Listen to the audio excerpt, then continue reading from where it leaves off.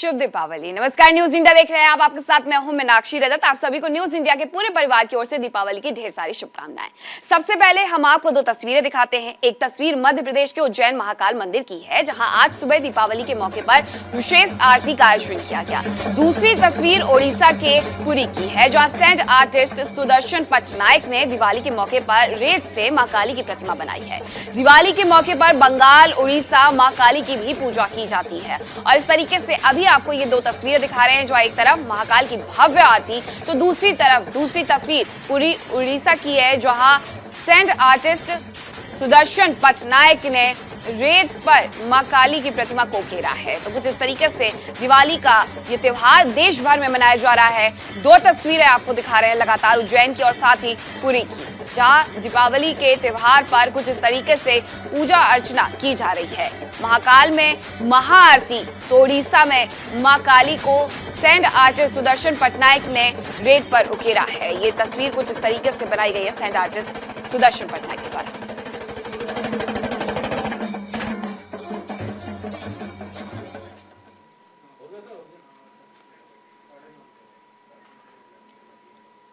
मध्य प्रदेश के उज्जैन में महाकाल मंदिर में दिवाली के मौके पर विशेष आरती का आयोजन किया गया। दिवाली के मौके पर बाबा महाकाल को कई खास चीजों का भोग भी लगाया गया। दिवाली के इस मौके पर आयोजित इस खास पूजन में हजारों श्रद्धालुओं ने हिस्सा लिया। मंदिर परिसर में फुलझड़ियां जला करके दिवाली मनाई। हर साल परंपरा के मुताबिक दिवाली के मौके पर महाकाल मंदिर में खास दर्शन पूजन का आयोजन किया जाता है, जहां हजारों की संख्या में श्रद्धालु इस पूजा में शामिल होते हैं। इस मौके पर मंदिर के पुजारी ने बताया कि सबसे पहले गोवर्धन पूजन और अन्नकूट का आयोजन महाकाल मंदिर में किया जाता है, जिसके बाद देश दुनिया में गोवर्धन पूजन और अन्नकूट का आयोजन किया जाता है।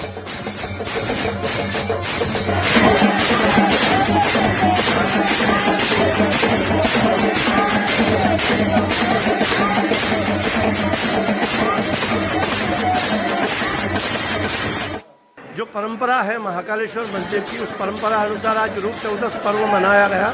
भगवान को रूप निखारा गया, उपटन लगाया गया और भगवान की भस्म पूजन संपन्न हुई। और उसमें फुलझड़ी भगवान को लगाकर ये दीप महोत्सव के रूप में भी भगवान के साथ में दीप उत्सव मनाया गया है।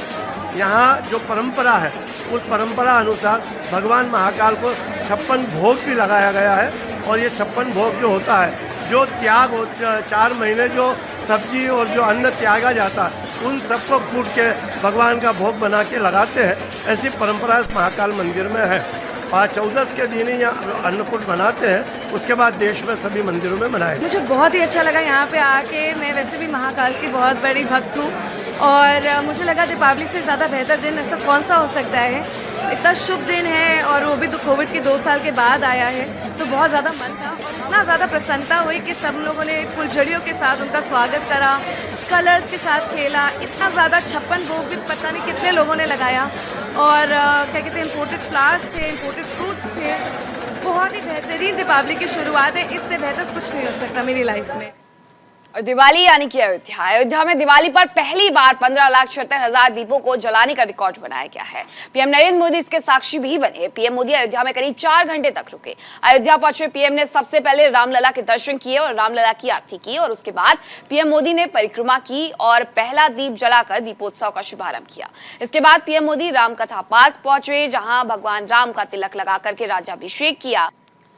और भगवान राम की ननिहाल चंदखुरी में दिवाली से पहले दिवाली मनाई गई। दिवाली की पूर्व संध्या पर माता कौशल्या के मंदिर में 31,000 दिए जलाए गए। इसके लिए भिलाई विधायक देवेंद्र यादव के साथ राजीव युवा मितान क्लब के लोग मंदिर परिसर पहुंचे। पिछले 3 साल से दिवाली के दिन हमर राम सांस्कृतिक समिति यहां दीपदान करती है। वहीं हमर राम सांस्कृतिक समिति के संयोजक आरपी सिंह ने बताया कि इस बार दिवाली की पूर्व संध्या पर माता कौशल्या के मंदिर को 31,000 दियों से सजाया गया है।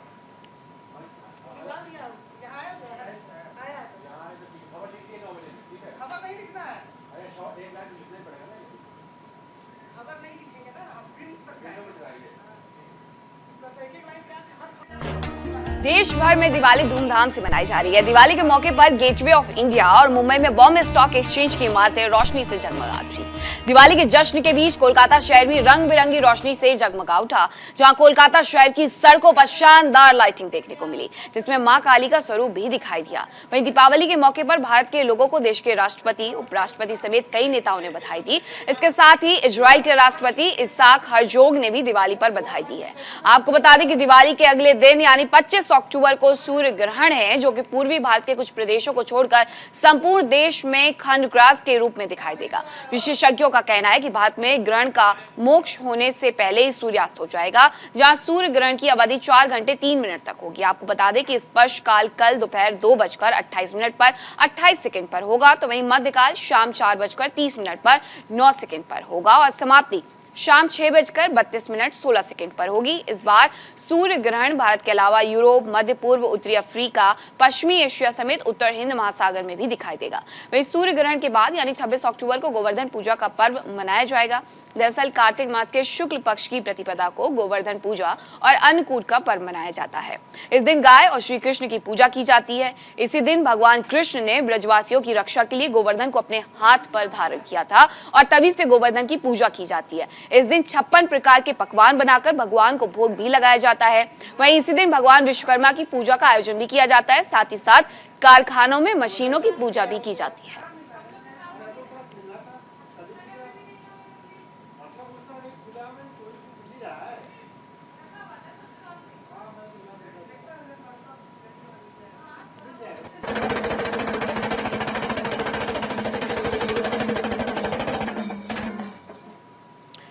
और दिवाली का उत्सव शेयर बाजार के लिए काफी खास माना जाता है, इसलिए शेयर बाजार में आज दिवाली के मौके पर छुट्टी तो रहेगी, लेकिन निवेशकों को छुट्टी के दिन भी 1 घंटे के लिए ट्रेडिंग करने का मौका मिलेगा। जी हाँ, ऐसा पहली बार नहीं होगा। ये परंपरा भी काफी पुरानी है, जिसमें स्टॉक मार्केट में दिवाली के मौके पर मूर्त ट्रेडिंग की जाती है। दरअसल इस मौके पर निवेश करना शुभ माना जाता है और माना जाता है कि इससे घर और व्यापार में समृद्धि बढ़ती है। इसलिए दिवाली के मौके पर शेयर बाजार को करीब 1 घंटे के लिए खोला जाता है और इसे ही मुहूर्त ट्रेडिंग कहते हैं। आपको बता दें, स्टॉक मार्केट में दिवाली के दिन 1 घंटे के लिए मुहूर्त ट्रेडिंग की परंपरा करीब 5 दशक से ज्यादा पुरानी है। जहां मुहूर्त ट्रेडिंग का चलन बॉम्बे स्टॉक एक्सचेंज में 1957 और नेशनल स्टॉक एक्सचेंज में 1992 में शुरू हुआ था। विशेषज्ञ बताते हैं कि मुहूर्त ट्रेडिंग पूरी तरह परंपरा से जुड़ी है और अधिकांश लोग इस दिन शेयर खरीदने को तरजीह देते हैं। हालांकि आमतौर पर ये इन्वेस्टमेंट काफी छोटे और प्रतीकात्मक होते हैं। इसी परंपरा को आगे बढ़ाते हुए आज भी स्टॉक एक्सचेंज शाम 6:15 से शाम 7:15 तक 1 घंटे के लिए विशेष मुहूर्त ट्रेडिंग के लिए खुलेंगे, जिससे ब्लॉक डील सेशन 5:45 से 6 बजे तक रहेगी, जबकि प्री ओपनिंग सेशन शाम 6 बजे से लेकर के 6:08 तक होगा। वहीं अगर पुराने आंकड़ों को देखें तो शेयर बाजार में मुहूर्त ट्रेडिंग के दौरान जोरदार तेजी देखी जाती है और इस बार भी उम्मीद है कि इस विशेष ट्रेडिंग में सेंसेक्स 60,000 के आंकड़े को पार कर देगा।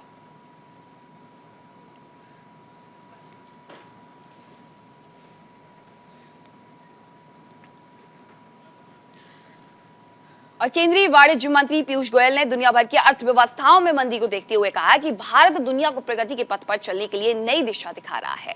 दुनिया भर की अर्थव्यवस्थाओं में मंदी है, विश्व जीडीपी विकास दर घट रही है। साथ ही उन्होंने कहा कई देशों में सरकारें कुछ दिनों में बार बार बदल रही हैं। ऐसे में भारत दुनिया को प्रगति के पथ पर चलने के लिए नई दिशा दिखा रहा है। मुझे लगता है कि पीएम मोदी के निर्णायक नेतृत्व में भारत का भविष्य बहुत उज्जवल है। पीएम नरेंद्र मोदी ने शनिवार को वीडियो कॉन्फ्रेंसिंग के जरिए 10 लाख कर्मियों के लिए भर्ती अभियान रोजगार मेला का शुभारंभ किया था।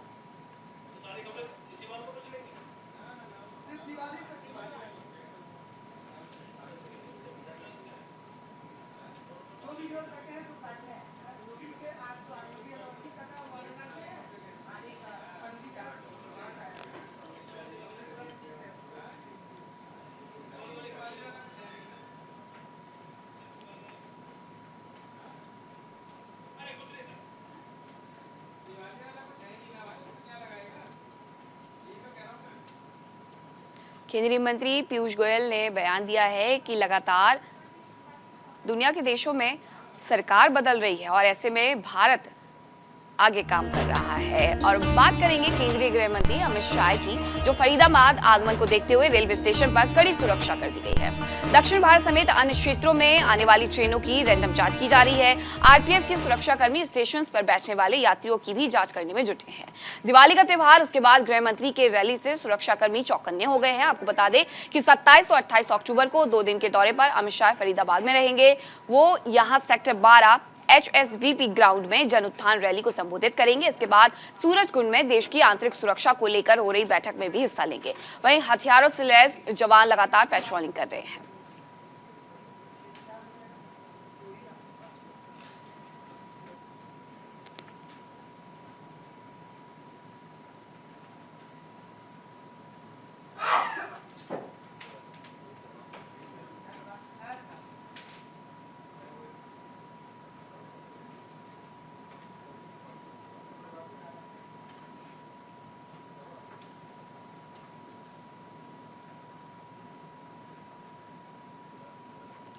दिल्ली के जैतपुर में विद्युत निगम की ओर से करीब 1 करोड़ की लागत से 11 किलोमीटर की 33 kV विद्युत लाइन का काम पूरा होने पर अधिशासी अभियंता मनमोहन सिंह ने बटन दबाकर लाइन को शुरू किया। इस मौके पर ग्रामीणों ने अधिशासी अभियंता मनमोहन सिंह समेत कर्मचारियों को सम्मानित किया।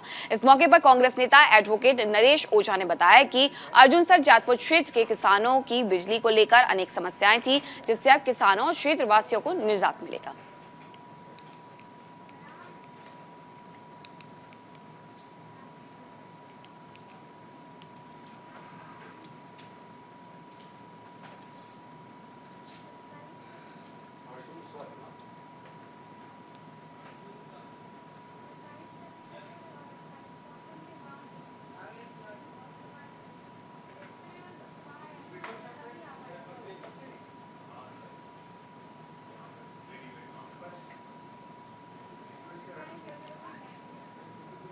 तो बिजली की किल्लत से निजात मिलेगा, इसको लेकर के बिजली विभाग ने किसानों को ये बड़ी सौगात दी है और 33 kV बिजली की लाइन का काम पूरा हो गया है। इस तरीके से किसानों के लिए ये बड़ी खबर है और साथ ही अहम खबर भी है, जहां अर्जुनसर जैतसर में किसानों को ये बड़ी सौगात दी गई है। बिजली विभाग ने किसानों को ये बड़ी सौगात दी है, जिससे आने वाले वक्त में किसानों को बिजली की समस्या से जूझना नहीं पड़ेगा।